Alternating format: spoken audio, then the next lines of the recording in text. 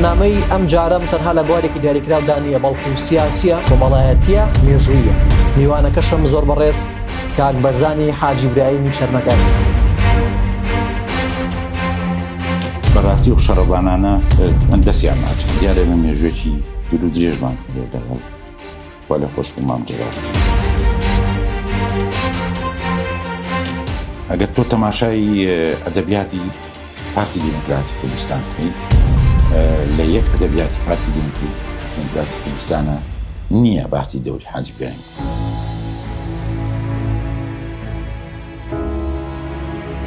فرانزێری پیاوێکی خوێنەوار بوو و پیاوێکی گەنج بوو، شاعیر بوو، نووسەر بوو، ڕۆژنامەنووس بوو. ببوورە نەمەویستکە دڵە پڕکەم.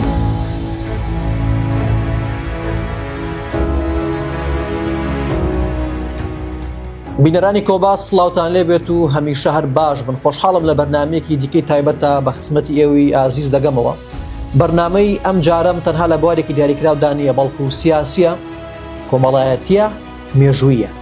میوانەکەشم زۆر بەڕێز کاک بەرزانی حاجی برایمی چەرمەکە. کاک بەرزانیان سڵاو لێبێ. سپاس بۆم دەرفەتە. بەخێر بێن سەرچاو. چۆن ئاماژە بە ناوەکەت کەم پێشمەرگە ڕۆژنامەنووس نووسەر خۆت بۆم پێناسەکە. هەر کامێکیان بێ ئاساییە وەریشەتینە. زۆر باشە. کاک بەرزان پێشەم شتێ سوپاس بۆ قوبوڵکردنی ئەم بەرنامەیە. بۆ ئامانجت ئەو بوو لە ڕێگەی کۆباسەوە پەیامی خۆت بگەیەنی. پێم خۆشە سەرنجی تۆ بۆ کۆباس چییە لە ئێستادا؟ زۆر بەخێر بێن سەر و سەرچاو. سپاس بۆ ئامادەبوونتان.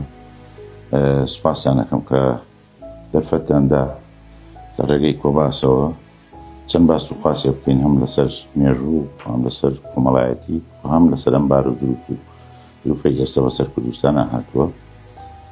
کۆباس دەوری جوانی هەیە لە ڕووداوەکانە بۆیە منیش پێم خۆش بوو داواکەی ئەوم ڕەت ناکردەوە پێم خۆش بوو لەگەڵەوە چاو پێکەن. زۆر سپاس. کاک بەرزان پێم بڵێ لە ئێستادا هاوڵاتیانی هەرێمی کوردستان بە بارودۆخێکی تا ڕادێکی زۆر ناهەمواری ئیقلیمی نێودەوڵەتیات هەیە. بەڕنەوژەوەیە کە لە بەشێکی زۆری خوشکوبراکانان لە ڕۆژاوای کوردستان ڕوبەڕووی ئەو داگیرکاری و ئەو هەرێرش و هەڕەشانە بووەتەوە وەکو کەسایەتێکی خەباتگێڕ و شۆڕژگێڕ. پێت باشە لە ئێستادا چی بکرێت بۆ ڕۆژاوای کوردستان و هەڵوێستیەوە چییە بەو پێیکە مێژوویەکی دوور و درێژتانی خۆتان و بنەماڵەکەتان لە بواری کۆمەڵایەتی و خزمەتکردنی خەڵکە؟ لە ڕاستیە ئەم بارودۆخی ئێستا بەسەر ڕۆژاوا هاتووە بەڕاستی کارەسات. ئێمەی کورد لە دێر زەمانەوە قەدرمان لێکری و لە دێر زەمانەوە خەوڵە درێ ئەو ئازادیەمان لێداگیر بکرێت. ئەو شۆرشانەی پێشوەختەشکە کراوە دایم داگیرکەران هەوریان داوە شۆرشەکانمان ناوبەر. ئەمە ئێستاش لە ڕۆژاواکرێ بەڕاستی جێگەی فەخر و شانازیە بۆ هەموومان. من بۆ خۆم لەو ساتە وەختەی کە ئەو حاڵەتە ڕووی داوە لە ڕۆژاوا متابعاکەم زۆر دڵگرانم. یعنی هەستەکەم ئەمە بۆ لە ناوبردنی میلەتی کوردە، کەوتنی ڕۆژاوا کەوتنی هەموو میلەتی کوردە. ئەوەی ئێساش لای خۆمان و لە شوێنەکانی ترەکرێ بەڕاستی پێم کارێکی زۆر باشە و هەرچی بکرێت هەرچیمان پێ ئەکرێت بتوانین پشتیوانی لە کەسەکانی خۆمان بکەین لە ڕۆژاوا، جا بە هاوکاری بێ، ئەگەر بە قسەیەک بێ، بە هەر توانامانێک بۆ بێ بیکەین. ئەمە جێی فەخر و شانازیە بۆ ئێمە. چونکە ئەبینین ئێمە ئێستا ئەو غەدرەی کە لەوێ ئەکرێ بەڕاستی من زۆر لەو ڕۆژەوە دەیان جار من پرمێسکەوە چاوەکانمە هاتووەتە خوار. بینی بەڕاستی مناڵی ڕقەبێتەوە. هەستەکەم زۆر دڵت پڕە. هۆکاری ئێمە بۆ چیە گەڕێتەوە؟ ئەو نەهامەتیەت بیر دەکەوێتەوە کە ئێمە سەردەمانێک چەشتومانە بەدەست ڕژێمە داگیرکەرەکانەوە. ئێمە هەر لەوتی دروست بووین بەڕاستی ببوورە نەمەویستکە دڵت پڕکەم. بەڵام ئەمیکە لە ناخی توایە لە نێو دڵی هەموو هاوڵاتێکی هەرێمی کوردستانە لە ئێستادا چیت هەیە بۆ لایەنەکان بۆ ئەوەی کە لەم ڕۆژەدا جیاوازەکان وەلانێن و بە یەک دەست و بە یەک گیان خزمەتی ڕۆژاوا و پارچەکانی دیکەی کوردستان بکەن. زانی ئێمە پێویستە کە ئێستا مەسایلی حیزبایەتی وەلا بنین بەڕاستی. من چه حیزبێکم جەنابەت چه حیزبێکی چ لایەنێکی ئەمە مۆزوعێکی ترە، بەڵام ئێستا مۆزوعی ڕۆژاوا مۆزوعێکی بۆ هەموو کوردە، قڕکردنی میلەتی کوردە. بۆیە پێویستەکە ئێمە هەمومان ئەو ناکۆچیانەی خۆمان هەیە وەلای بنین و یەک دەنگ بین و یەک هەڵوێز بین بۆ ئەوەی کە میلەتەکەمان بەرەو جارێکتر بەرەو نەهامەتی نەڕۆ. چونکە ئێمە وەکو کوردستانی عێراق ئەم وڵاتی خۆمان چەند جارێ بەرەو هێرش و پەلامارە کەوت. ئێمە ساڵی 91مان بیرە بەڕاستی 91 چ کارە ساتێکمان بەسەر 91 باشتر بوو لە چاو ئەوەی ئێستا کە لە ڕۆژاوا کرد. ئێستا سەیرەکەی خەڵک ئاو نییە بیخواتەوە، نان نییە بیخوا، مناڵ ڕابواتەوە، یعنی قراری ئیبادەکردنی میلەتی کوردیاندا بەداخەوە. لەبەرەوە پێویستەکە ئێمە هەمومان بە هەموو چین و توێژەکانەوە، بە ڕۆشنبیرەوە، بە مامۆستای ئاینیەوە، بە خەڵکی عەشائیرەوە، بە هەموو چین و توێژەکان ئێمە پشتی و پشتیوانی لە ڕۆژاوا بکەین. بەڕاستی و شەڕەبانانە من دەستیان ناچەکەم، پیاوی قارەمانن و ئەبینم بڕیاری ئەویان داوە تا دوا گیانی خۆیان ببەخشن، دواس ئەوەی کە خوێن بڕێژن کە وڵاتەکان داگیر نەکرێت. ئەوە پێشم وایە ئەوە قەرارێکی نیهاییانە و ئەبێ و قەرارەش بدرێت. بەڵێ کاک بەرزان لێرەوە کە هاتم بۆ ژوورەکەی تۆ وێنەیەک سەرنجی ڕاکێشام، وێنەی خوا لێ خۆش بوو، حاجی برایمی چەرمەگا و سەرۆک مام جەلال. مێژووی ئەم وێنەیەم بۆ باسکە و ئەمە لە چ ڕێکەوتێک و چ ڕووداوێک ڕووی داوە دەربارەی ئەوە وردەکارێکیمان بۆ باسکە. ئەو وێنەیە ساڵی 63 دیارە من مێژوێکی دوور و درێژمان هەیە لەگەڵ خوا لێ خۆش بوو مام جەلالە لە 60ەکانەوە لەسەر هەڵدانی شۆڕشەوە ئێمە دۆستایەتیمان هەبوو، باوکم دۆستایەتی و هاوڕێتی و لەگەڵ مام جەلال هەبووە و شان بە شانی ئەوان هەموو میلەتەکەمان و هەم ئێمەش ئەوەی کە کرابێ درێخیمان نەکردو. باوکمێکێ بۆ لەوانی کە بەشداری لە شۆڕشی ئەیلول کردووە لە دەربەنی بازیان و لە ئەوانە بەشداری یەکەم شەڕی هەڵگیرشانی شۆڕشی ئەیلول کە لە دەربەنی بازیان و شوێنەکانی کراوە. باوکمێکێ بۆ لەوانەی کە ڕۆڵی گەورە و بە چاوی بینی بوو. زۆر زۆر ئەو وێنەیەش کە باسیەکەی ئەوە کاڵم ساڵی 63 باوکم تووشی نەخۆشیەک بووە، بەنهێنی بردوانەتە بەغا ئەو سەردەما حزب بەنهێنی نردبێتێ بەغا بۆ عیلاج، دوای هەم بەنهێنی گەڕاوەتەوە هاتووە. مام جەلال بەو سەردانی هاتووە سەری لێداوە کە نەخۆش بووە، شەو لای ماوەتەوە لەو سەردەمە لە لای خۆمان.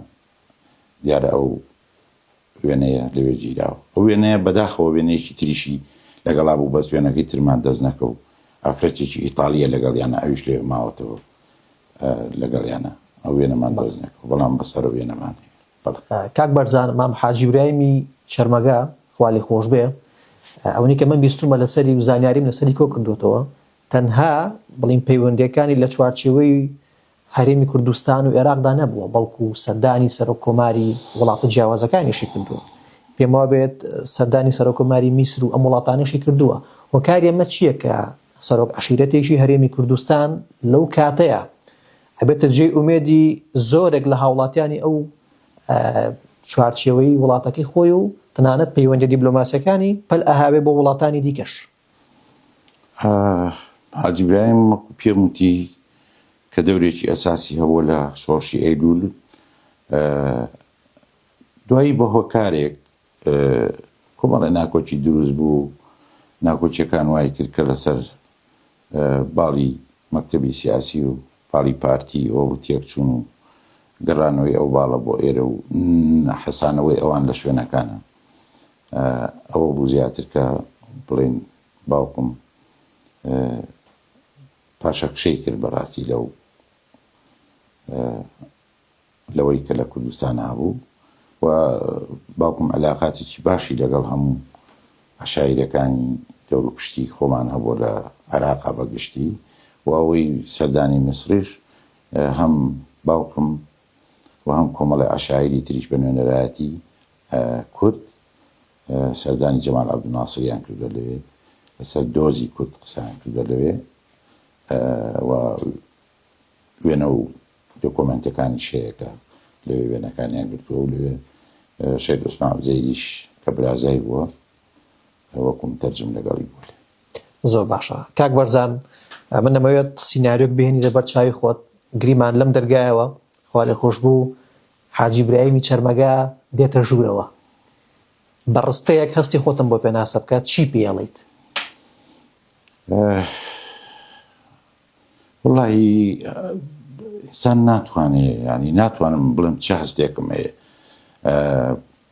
هەستەکە ئەوەندە گەورەیە ئەوە شتێکی خەیاڵیە کە تۆ باسیەکەی بەڵام ئەتوانم بڵێم کە یەتە ژوورەوە باوشی پیاکەم دەستەکانی ماچ بکەم بۆ ئەوەی کە سوپاسی بکەم کە توانیوێتی میلەتەکەی خۆی بەجێنێ لێ و پشتیوانی لە میلەتەکەی خۆی بکە و پشتیوانی لە خەڵکی لێ قەوما و ئەو کەسانەی کە لیان قەوما و دەربەدەر بوون کە ئەو توانیوێتی ئەو ڕۆحێتێکیا بۆ پشتیوانی لە هەموو خەڵکێکی لێ قەوما و دەربەدەر بکە و پیاوێک بووە کە بەڕاستی ئێستا ئێمە جێشانازی بۆ ئێمە توانم بڵێم باوکە گیان ئێمە بەڕاستی ناتوانین قەرزی تۆ بینەوە ئەوەی تۆ کردت قەت بە ئێمە ناتوانین بە ئێمە ناکری.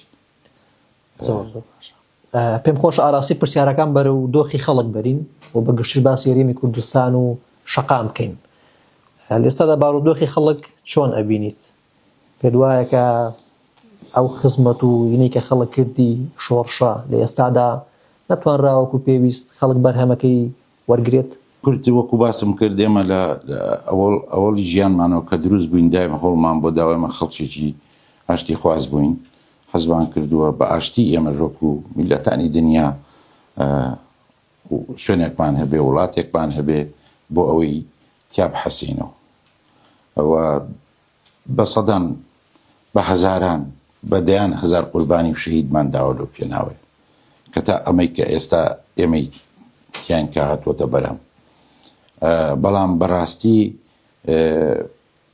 بەرهەمەکەمان ناڵم بەزایە ڕۆی لەبەرەوەی ئێستا هیچ نەبێ ئازادین خۆمان حکمی خۆمانەکەین بەڵام بەداخەوە ئەو خزمەتەی کە پێویستەکە خەڵکی کوردستان خزمەتی بکرێ خزمەت نەکراوە ئێمە میلەتێکی زۆر باشمان هەیە باوەڕکە میلەتی ئێمە کەس میلەتی ئێمەی هەنی ئێستا ئێمە لە پێشتریشە بە بێ مەعاشی نەبووە خەڵک ژیانی خراپ بووە هەر خەڵک قەناعەتی بۆ هەبوو قەناعەتی بە سەرکردەکانی خۆی هەبوو بەڵام بەداخەوە ئێستا کە ئێستا وڵاتەکە گۆڕاوە عێراقیش سەدام حوسێن نەماوە و عێراقێکی بە حساب دیموکراس هاتووەتە کایەوە ئەبینین میلەتەکەمان هێشتا لەژێر ئازارایە مەعاشی نییە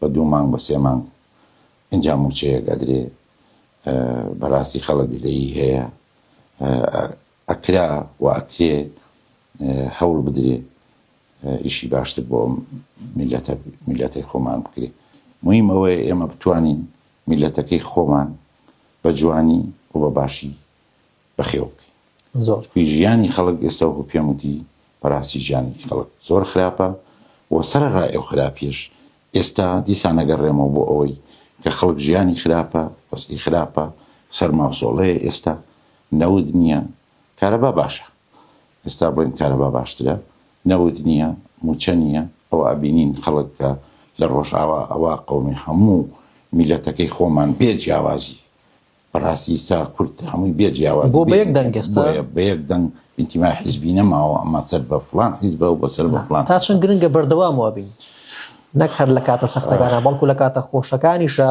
پشتی یەک بگرین و بە یەک وڵات سێری کوردستان بکەین خۆی ئەگەر ڕاست دەوێت ئێمە تەنیا توانین بە یەکگرتوویی ئەوەی هەمانە ئەو مافەی ئەمانەوێ بە یەکگرتوویی ئەتوانین بەدەستی بێنین چونکە ئێمە ئەگەر یەکگرتوو نەبین بەڕاستی دوژمنەکانمان استفادە لەو ناکۆچیی ئێماکەن ئەویە باوشەکە بەماو ئەویە باوشەکە بەوە ئەو قسەیە بۆ ئەمەکە ئەو قسەیە بۆەکە بۆ ئەوی ناکۆچیەکانی ئێمە قوڵ بکاتەوە لەو بۆی خۆیان مەرامەکانی خۆیان کاک بەرزان قسەیەگەی ئەڵێ ئەگەر تۆ خۆشە بە کورد نەزانی ئەوە دوژمن لە بیری ناکە کە تۆ کوردیت یعنی هەر بە کورد تۆ بینێت و چاوەڕی دەرفەتێکە بۆی کە تۆڵەت لێکاتەوە.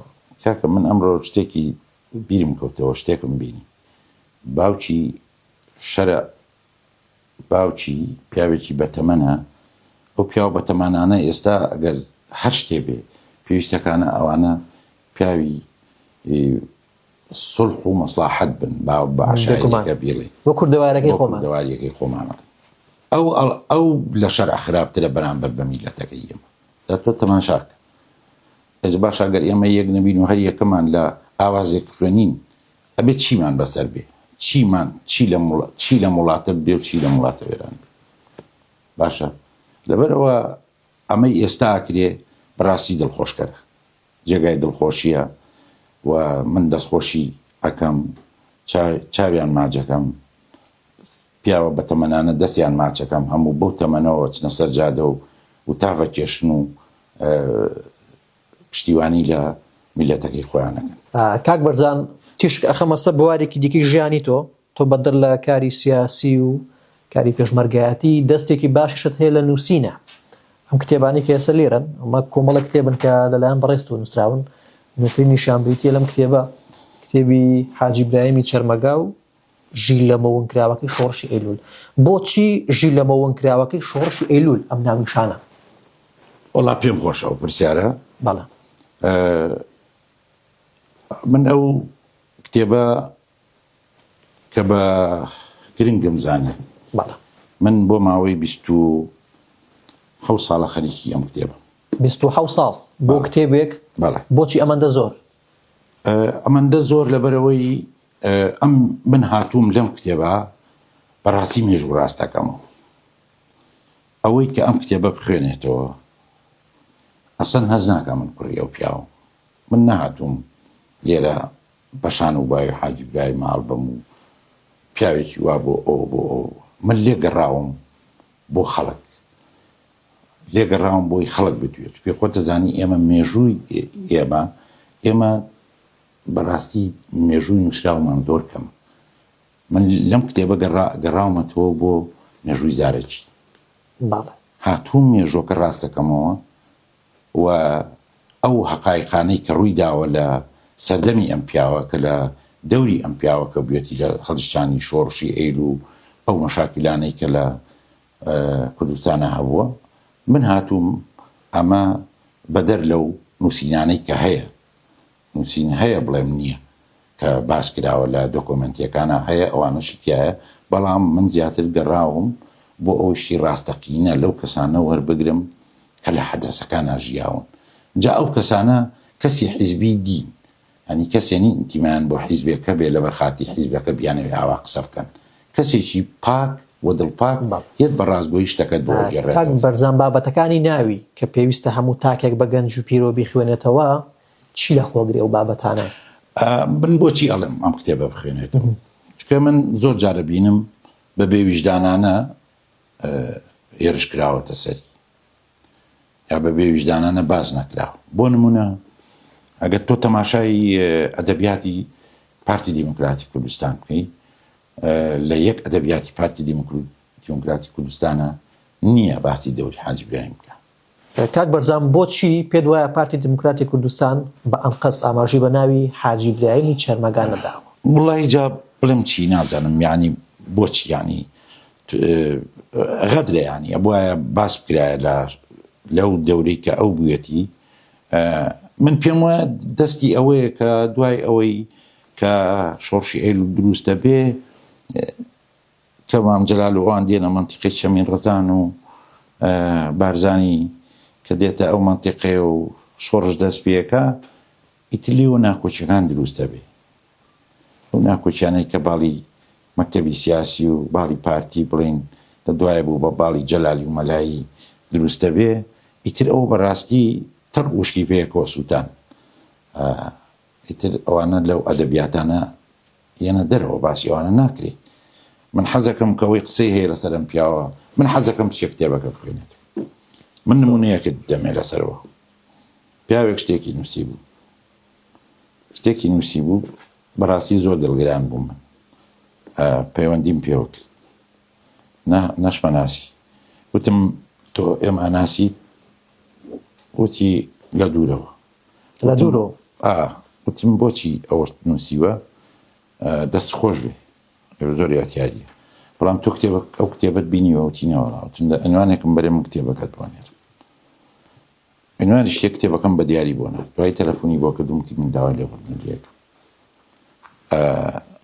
من نابوایە ئەوم بنووسایە لەبەرەوە ئەگە خەڵکی قساکە هەر شتێگەڕێ لەسەر پیاوە من حەزەکەم بێت لە پێش ئەو کتێبە بخێنێتەوە اینجا چ قەرارێک یابێ منەو کتێبەشم کە نووسی لە پێشەچێکە وتومە هەر کەسێک هەر ڕخنەیەکی هەر پێشنیارێکی هەر گلەیەکی هەر هەڵەیەکی تیا من بە ڕۆحێکی برانەوە وەریەگرم بڵێ ئەوەت هەڵەیە بە تا ئێستا خۆشبەختانە شتێ بەرەوەم نەبوو تۆ چکێکی ئەمە دوولانە نووسراوەنەوە نییە بە شخصی نووسرا بێ من هاتووم بێ لایەنە میشەم کردەوە ئەوەی لە لانی چ پارتیەوە بێ باش بوو بێ وتومە لە خراپ بوو بێ وتومە لە لای باڵی مەکتەبی سیاسی و بێ باش بوو بێ وتومە خراپ بێ وتومە بەڵام ئیتر ئەو پیاوە و هەم بنەماڵەکەمان بەڕاستی ئێمە بووینە قوربانی ئێمە کەوتینە بینی دوو بەردە ئاشەوە کە پێڵەن باڵی مەکتەبی سیاسی و باڵی پارتی ئێمە لەو بینە هاڕیانی بەڕاستی غەدریان لێکردی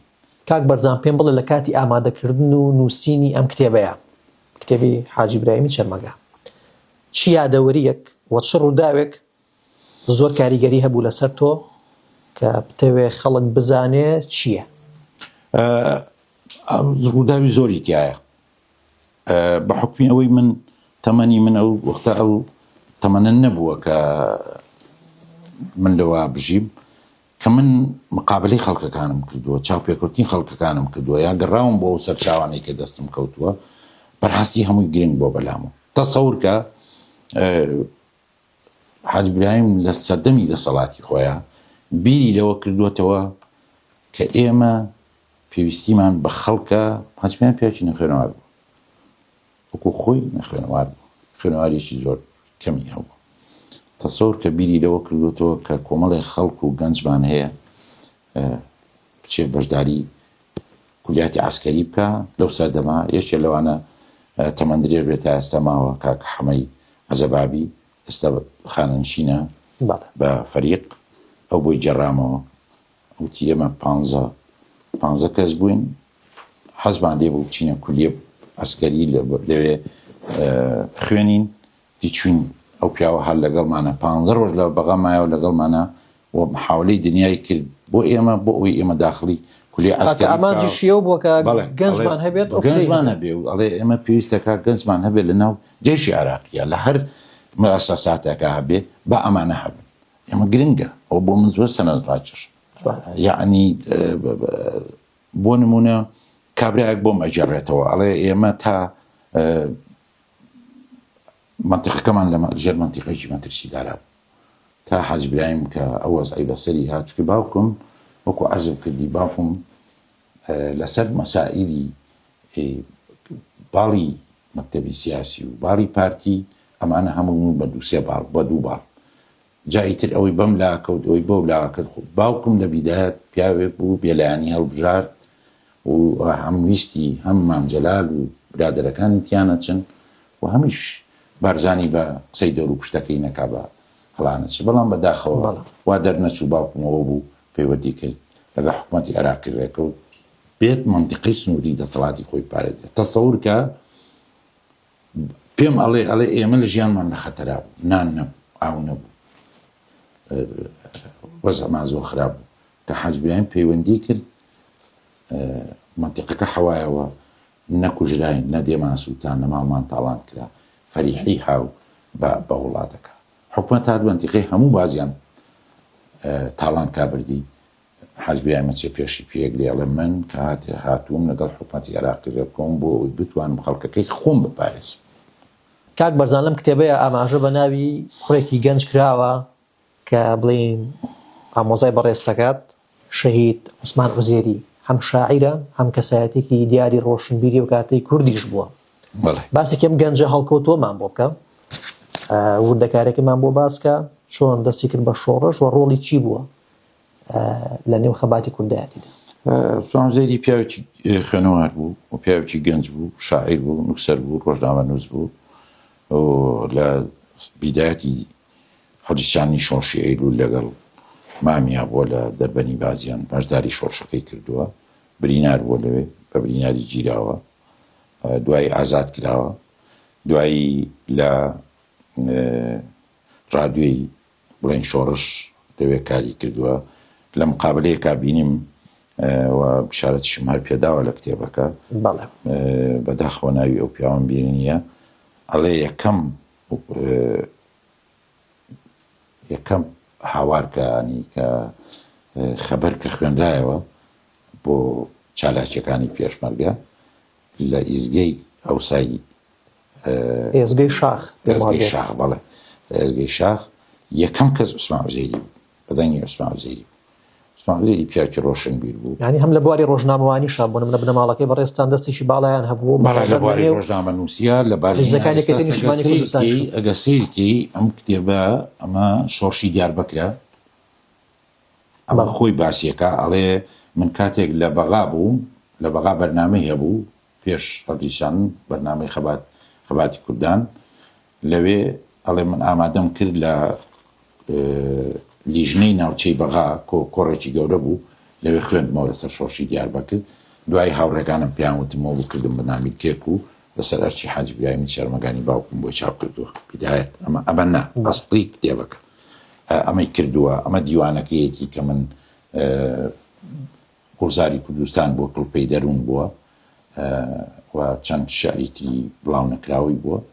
لەم ئەخیرا من هەموویم کۆ کردەوە ئەوە ساڵی 2000 ینی چاپی یەکەم کرد لەسەر ئەرچی وا لێ خۆش بوو مام جەلال بۆی چاپ کردین، دوجار لە چاپمان کردەوە کاک ڕەوف کەریم خواعافی کە خزمی خۆمان بووەوە چاپی کرد. کاک بەرزان پێم بڵێم ژمارەیەکی بەرچاو لە کتێبت هەیە بێجگە لەم کتێبێک کە باسمان کرد چ کتێبێکی دیکە لای تۆ تایبەت و بتەوێت باسی بکەیت و پەیامەکە بگەێنیت؟ من وەکو خۆم ئێستا ئەمە سێ کتێبی خۆم هەیە، ئەمە بە چاپم حەزرە بۆ چاپ، چەند دانەیەکم لێ چاپ کرد بوو کەم بوو، ئێستا ئەم دەستکاریم کردووە.